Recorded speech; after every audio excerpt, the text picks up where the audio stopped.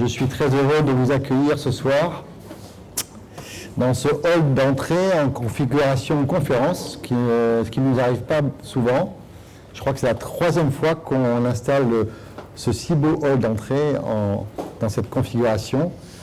Donc je suis très heureux de vous accueillir sur cette configuration pour vous parler, enfin c'est pas moi qui vais parler, mais pour évoquer un projet, je ne dirais pas qui me tient à cœur, parce qu'en toute honnêteté, et je vais être très, très honnête avec vous, au départ, je n'avais pas compris ce que c'était que l'article 51. C'est beau redire. Et pourtant, je pense que je suis un peu comme M. Jourdain qui faisait de la prose sans le savoir, tout simplement parce que moi je suis de formation hématologiste et j'ai participé au développement d'un médicament que vous connaissez tous, qui a été un blockbuster qui s'appelle le Glivec, ou imatinib maintenant puisqu'il est génériqué, et qui a révolutionné en fait la prise en charge d'une maladie qu'on appelle la leucémie myéloïde chronique et qui se traite uniquement par les thérapeutiques orales. On est passé d'un inhibiteur en 2000 à 6 inhibiteurs aujourd'hui, avec un progrès indubitable, passant d'une maladie qui était souvent mortelle si on n'avait pas de greffe, à aujourd'hui une maladie qui a une espérance de vie qui est proche de la population normale. Donc moi j'ai vécu une vraie révolution auquel vous avez tous participé. Et le thème de ce soir qui est sur le titre Oncolink n'est en fait que le déploiement de l'article 51 à l'Institut-Bergonié des thérapeutiques orales. Au début, sur l'initiative du groupe qui nous rassemble tous les centres de lutte contre le cancer et le cancer, mais qui après qui a été repris par un certain nombre, par beaucoup, pour pouvoir effectivement évaluer cette expérience de thérapeutique orale et voir comment on peut financer les parcours à partir du moment où on est traité par un médicament par voie orale. Alors, ce que je voulais dire aussi, c'est que pour moi, ça illustre le présent, mais surtout le futur. Vous savez sûrement qu'aujourd'hui, la majorité des patients atteints de cancer, on les traite de façon ambulatoire, certes à l'hôpital de jour, mais aussi, et on peut le dire, on assiste à un véritable virage domiciliaire de façon à la maison, avec bien sûr les traitements qui se donnent par voie orale. Alors ça a fait naître, en particulier dans le domaine de la cancérologie, des nouvelles questions auxquelles on n'était pas confrontés. Je pense à une question particulière qui est celui de l'observance, quelque chose qui avant ne venait pas à l'esprit parce que les patients venaient à l'hôpital, qu'on leur donnait les traitements sous forme de perfusion et qui repartaient, donc on savait très bien qu'ils prenaient véritablement leur traitement. Aujourd'hui, quand on prend un traitement à la maison sous forme de comprimé, on n'est pas toujours observant. Et moi qui continue à voir les patients, je peux vous dire que la grande difficulté que j'ai pour faire accepter ces traitements en péros, ça concerne surtout quelques populations que j'appelle fragiles, que sont les adultes jeunes et les adolescents, entre autres.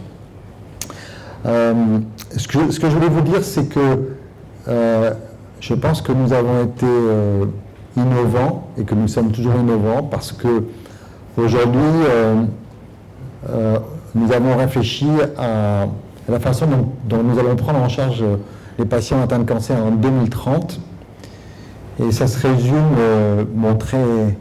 très grossièrement par ce qu'on appelle les 5 P, c'est-à-dire préventif, personnalisé, piloté, participatif, et puis je dirais, il me manque un P, mais je dirais partenaire. Voilà.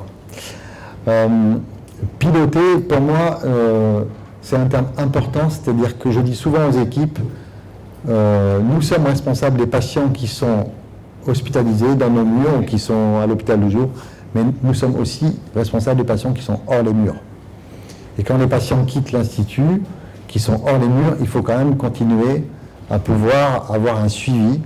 Et ce suivi, il se fait par tous les partenaires que vous représentez aujourd'hui, en particulier les pharmacies de ville, avec lesquelles nous avons tissé un lien très fort à partir du moment où on a le développement de ce type de thérapeutique.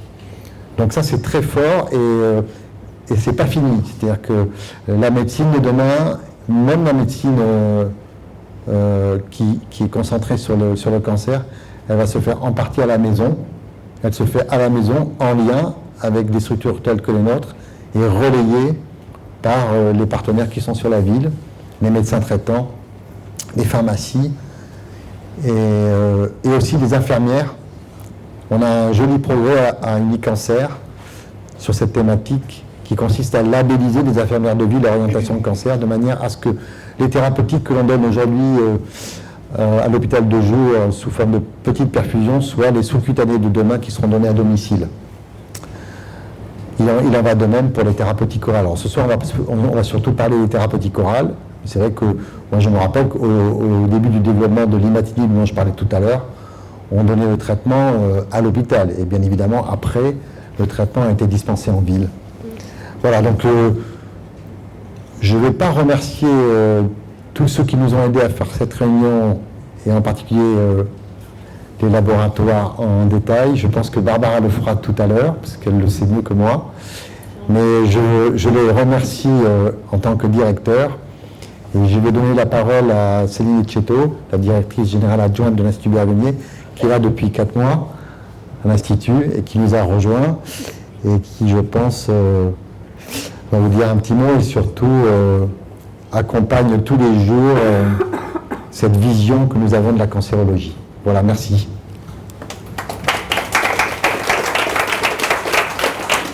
Je ne vais pas être très longue. Je trouve que c'est un très beau pont entre mes anciennes fonctions à l'ARS et je salue les équipes de l'agence qui sont là aujourd'hui, qui accompagnent en effet ces projets d'article 51, qui sont des nouveaux modes de rémunération de l'activité de soins.